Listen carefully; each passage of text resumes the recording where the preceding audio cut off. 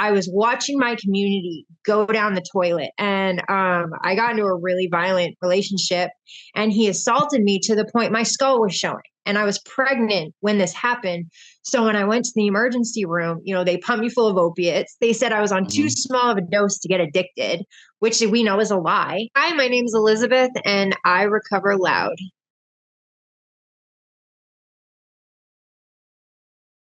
Recover loud, let your voice ring clear. Together we stand, no more hiding in fear. With every success, our stories ignite. We celebrate life, we're ready to fight. Ready to fight. Oh, ready to fight. Let the world witness what we found. In recovery's light, we'll always be proud. Let the world witness what we found. In recovery's light, we'll always be proud. My name is Elizabeth Mikotowicz, and I have a book coming out called No Justice, Just Us. And I started writing it when I was incarcerated back in 2013. And I finally finished it. It is getting edited and formatted right now.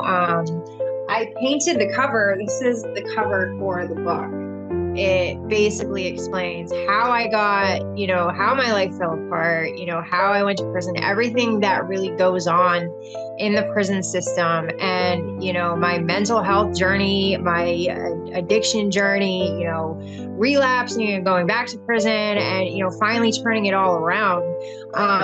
And now I have an environmentally friendly clothing brand. I went from painting murals as a federal inmate to having this brand that sold in stores, and I'm going on podcasts and, working with state reps and getting bills passed.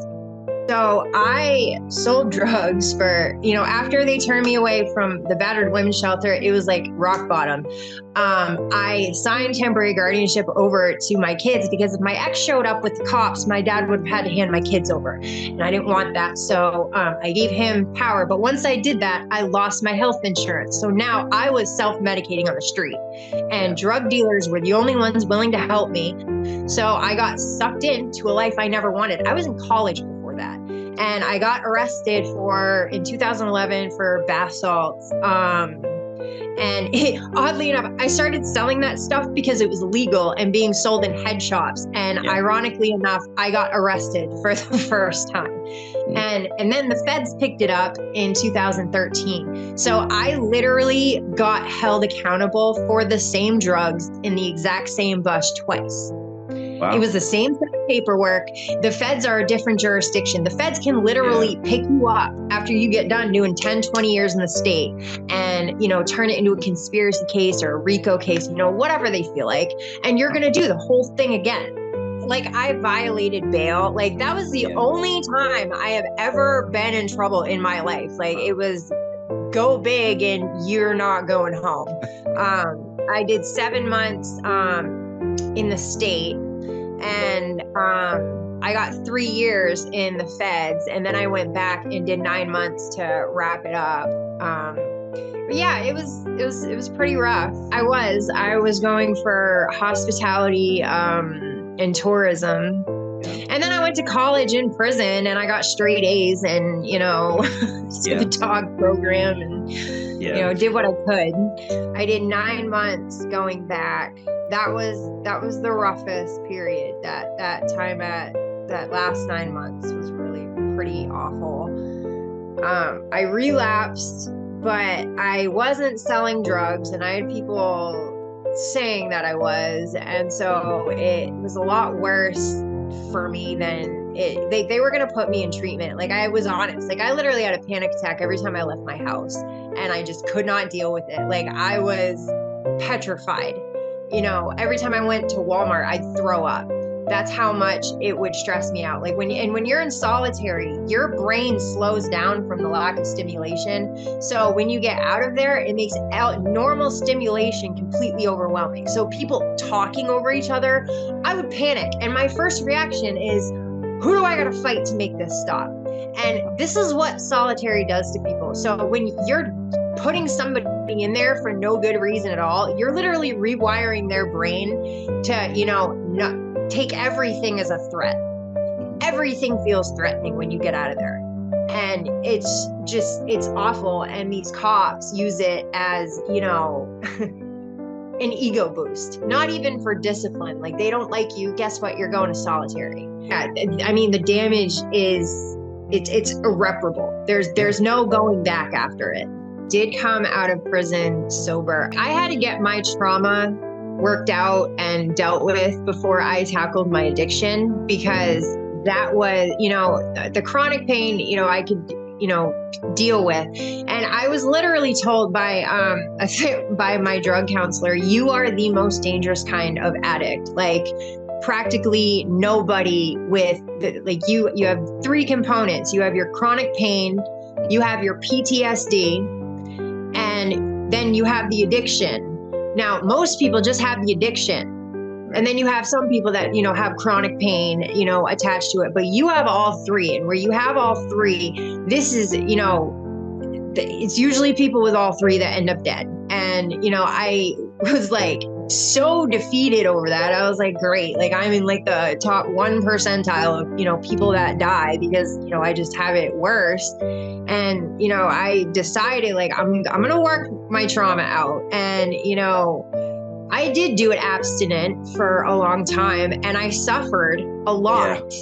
Yeah. I suffered so much because I was going abstinent. And then I went into the Suboxone program, and I liked Suboxone because it made the nightmare stop. I wouldn't wake up screaming. I wouldn't wake up, punching and kicking and, freaking out. Like, I'd wake up sometimes, but I couldn't, it'd make it so I couldn't remember my dreams. And that's what I really liked about it. And, I got that worked out, and, then I got off of it, and I took the Sublocade shot to get off it, and I didn't detox at all. And I highly recommend that for anybody who is trying to get off the strips. They're very hard to come off of. The shot, the Sublocade shot was just, made it really easily. I think 6 months, and I actually forgot about my appointment and just never went back. And I didn't detox at all. Testing positive 9 months after I got my last shot. Stays in your system for a while. I'm a firm believer that people in recovery should be able to administer Suboxone, because you can at least relate to the person. And I just went through this, and thank God I have a really amazing doctor who sees past the stigma. He, believes people in recovery, have been poisoned, basically, because we have. Yeah. Louisiana wouldn't continuously fill my prescription through him because he was out of state. Fine. So he transferred me to the Louisiana doctor. The Louisiana doctor said I needed a $500 blood test. And she thinks I'm on drugs. And he goes, I don't know if it's a personal problem with you or if it's a personal problem with me, because they don't like how I operate and how I deal with my patients. They are very, stigma, and they look down on addicts. Yeah. She refused to see me and said she wouldn't see me for a whole week. And my doctor's like, her prescription's out. Like, she goes into psychosis when she detoxes. You need to at least write her a prescription until she sees you next week. No, I'm not going to do that. And he's like, you have a malpractice suit, because she's like, it's in your chart that you go into psychosis and you become dangerous. And so luckily he, filled my prescription for me, and it worked itself out. But, if you have a decent doctor in recovery, be grateful, because some of these doctors, they're sociopaths. They really are when it comes to, you have people's lives in your hands. Like 98% of addicts don't make it through this disease. So if you are in recovery, just know how much of a warrior you are, because 98% of people do not make it out alive from this disease. So I have a friend of mine, his nephew went to rehab and spent $30,000 on it.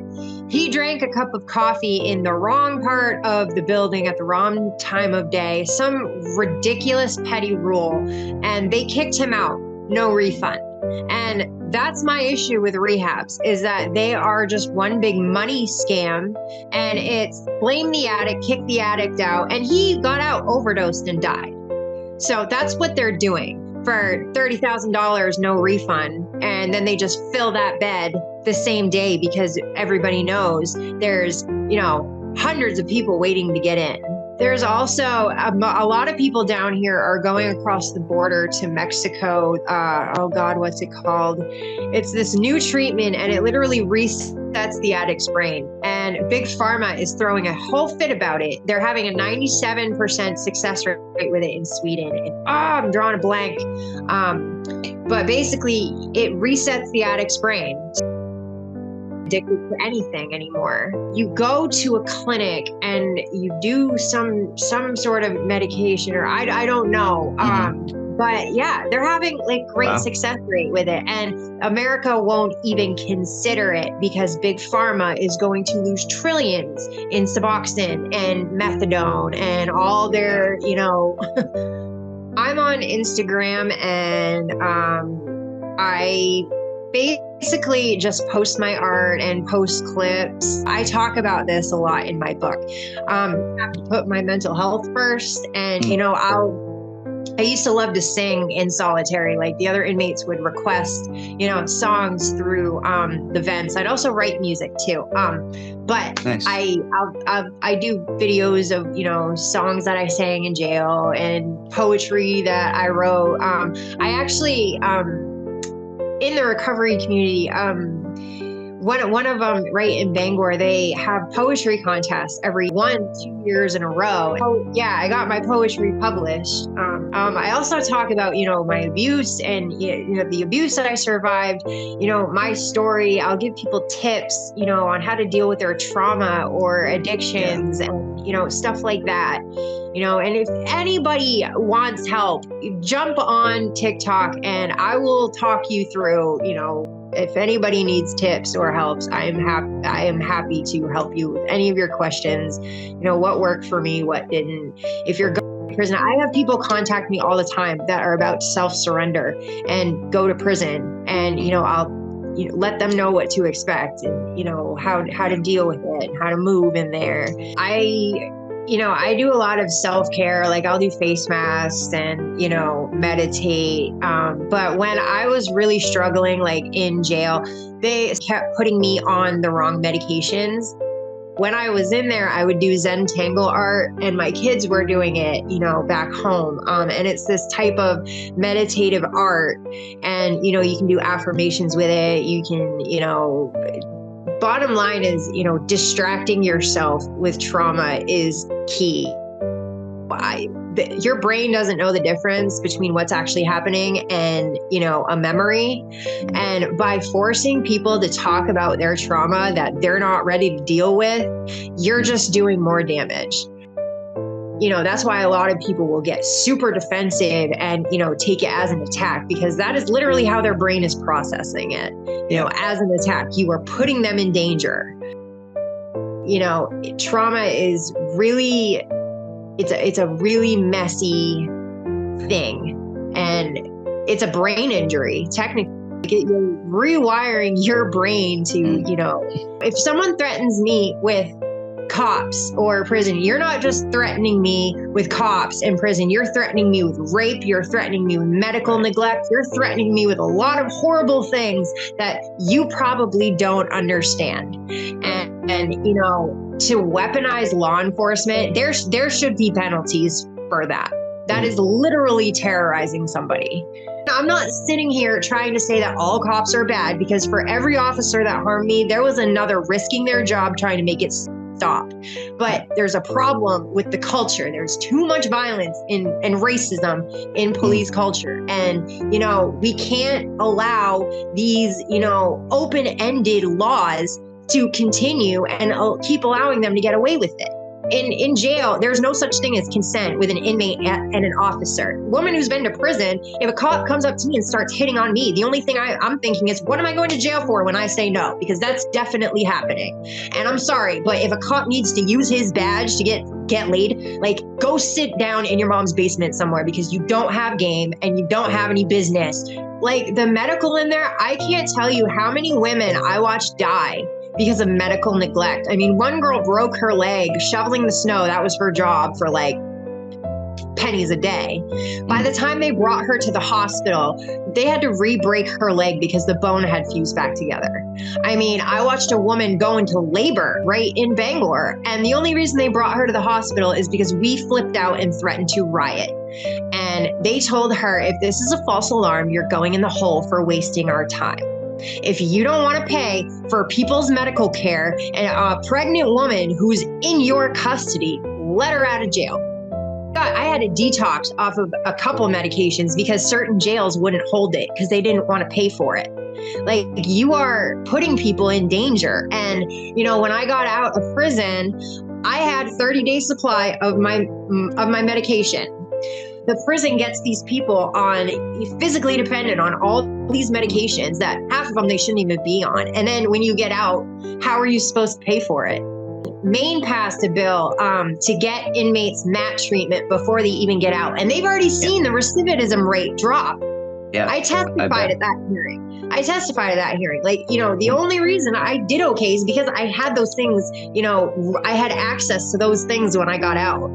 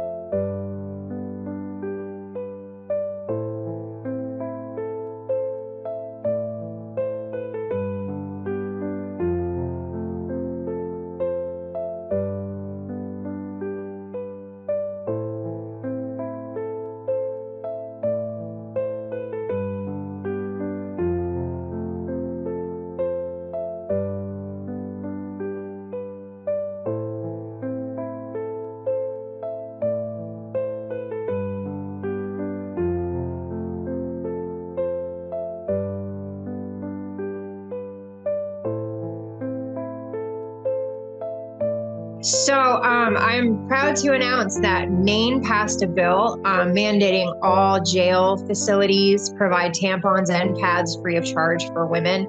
And I pushed for that. I also pushed for some other things when it comes to police brutality and, you know, holding jails accountable. But that really needs to be passed, you know, federally. You know, women are in prison making their own tampons and risking infections. You know, that borders on sexual assault for an officer to be like, show me you're bleeding and, you know, I might give you hygiene. I'm down south, Louisiana, Texas. I've kind of been bouncing around. I've got some art shows coming up on like right on Magazine Street in the Arts District. So I'm like really excited about it. But yeah, my loved ones are in Maine. I became an addict in Maine. You know, 70% of women that are incarcerated had some sort of domestic violence or sexual assault before they even got arrested. That's what happened to me. You know, I didn't do drugs. I didn't, you know, this was back, you know, 15, 16, maybe even 17 years ago when Big Pharma was still coming through the back door of Maine. You know, everybody was getting prescribed opioids and Vicodin and Percocet. And, you know, I was watching my community go down the toilet. And I got into a really violent relationship and he assaulted me to the point my skull was showing. And I was pregnant when this happened. So when I went to the emergency room, you know, they pumped me full of opiates. They said I was on too small of a dose to get addicted, which we know is a lie. You know, at first I took it with the initial injury, but once they sent me to the pain clinic and it was clear this was going to be a regular thing, I tried to refuse. I was like, I'm pregnant. I do not want to get hooked on this stuff. And again, they told me you're on too small of a dose. And then because I was trying to refuse, they told me that they would call Child Protective Services on me for endangering my unborn baby. I'm already trying to hide domestic violence. You know, I didn't report it because I'd watched so many other mothers get their kids taken because they reported abuse that they weren't, you know, that they were enduring. You know, it had nothing to do with the kid, but, you know, obviously if you can't protect yourself, you can't protect a kid. And so many women don't get help for that reason. And so many addicts don't get help for that reason, because the second they say, I have an addiction, I'm getting hooked on these pills, CPS is going to come right in and take your children from you. You need to make a safety net for people who are coming forward as parents, as, whatever. They can say, I have a problem, and it doesn't mean that their kid is going to get taken from them. I would have gotten help a lot sooner than, when I still, had a chance. And I would love to sit here and say, oh, I'm sober because of my own inner strength and, all that. It was a policy change. When I got out of prison, I tried to go get healthcare. They told me that the only way I could get healthcare was if I got pregnant. I'm trying to be okay enough for my kids who are already here. And then Janet Mills took over and I was able to get medical care. I was able to get trauma therapy. I was able to do all the, deal with my chronic pain that, was one of the core reasons of my addiction. I was able to do all those things. Quincy, Illinois. I was adopted at 2 weeks old and I lived in Brooklyn, New York, up until my dad got a job at University of Maine. And then, I think I was like 2 or 3 when we moved to Maine, and I lived there pretty much, most of my life. Stigma is a huge problem. I mean, I've had women tell me, if you don't want to get raped by cops, don't go to prison. If you didn't want to become an addict, you shouldn't have taken those pills. You should have dated a better guy. I have heard every misogynistic, remark. And it's like, oh, you should have just refused. I tried to refuse and they threatened me with Child Protective Services. Oh, you should have gone to a battered women's shelter. I went to a battered women's shelter and I got turned away because they said my injuries were too extensive and my situation put the other women in the shelter in danger. They threatened to call the cops on me if I didn't leave, and they had 2 beds open. That was like rock bottom for me. And I signed my kids over to my dad because after that head injury, I was falling and going into seizures. Like I was waking up on the ground, not knowing how long I was out for. And I had a toddler running around. And my biggest fear, I'm going to wake up to a dead baby. Like that's all I thought. Like she's not safe with me.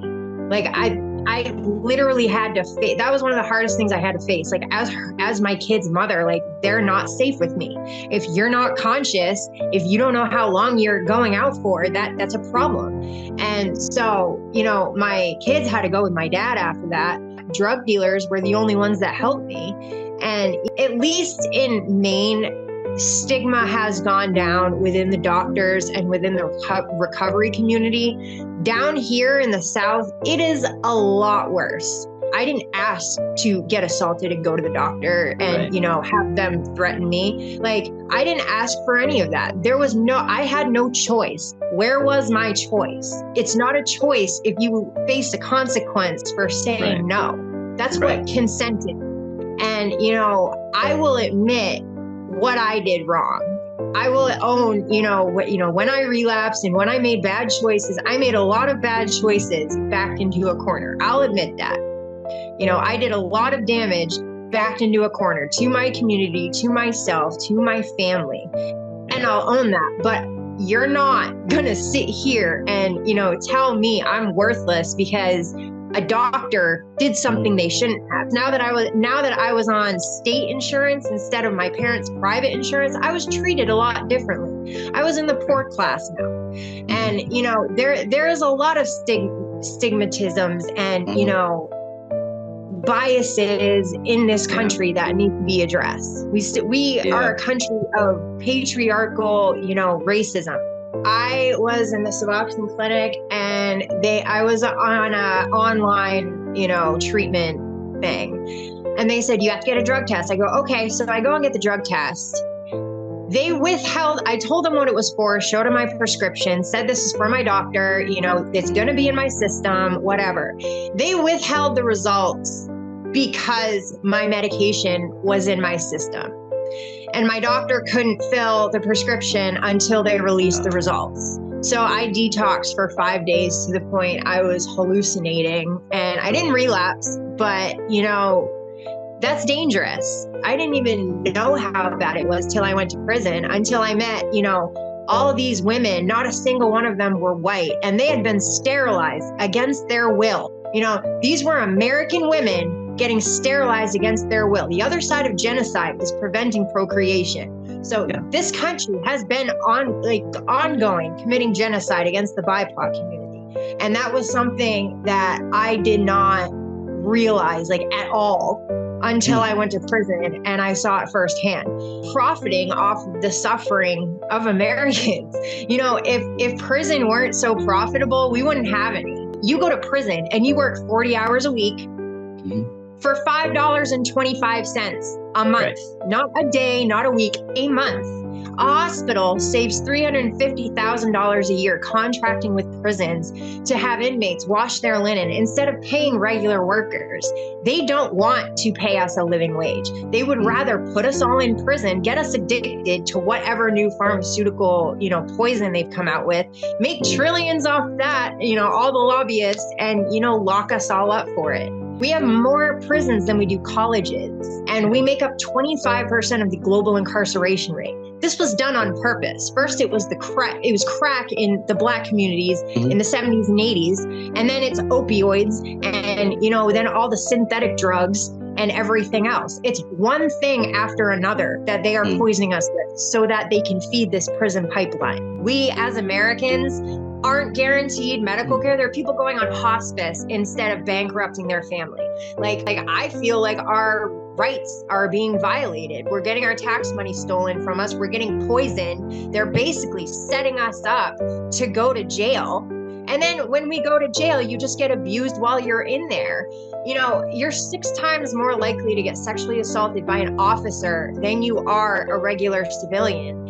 And it runs rampant in there. And the problem is that you can report it. You can file a PREA complaint. The captain at the prison I was at and 4 of his subordinates all got convicted of raping and stalking inmates. They raped over a dozen women. They all only got 10 years because that's all, the only value of, they put on our lives. We are literally, it doesn't matter if you harm us because we're inmates. The things that go on in there are just so barbaric. I mean, the kids, and they would bring juveniles when they got to be too much to handle. Well, too much to handle meant they were raping these kids, and these kids finally snapped and tried to stab one of the guards. This happened time and time again, but I got close with one of them, and she stabbed a CO after getting sexually assaulted. The only thing that ever happens is the guy at the top resigns, and then it just keeps going. They told her she was going back for her last 2 weeks on Christmas, and she slit her throat that night. That's what I spent Christmas dealing with. A child attempting suicide because she didn't want to spend her last 2 weeks in the custody of her rape. I was forced to strip in front of cameras under duress of being maced and extracted with one of their female sergeants telling me to kill myself. She still works there. She told another inmate to kill themselves, and they actually had to cut him down from a suicide attempt. And that woman still works there. If your officers are pushing inmates to attempt suicide, these are the officers that should be losing her pension. We should not be paying our tax money, our taxes for women like her to have retirement or whatever her retirement fund is. We shouldn't be paying for that. She almost killed somebody. Recover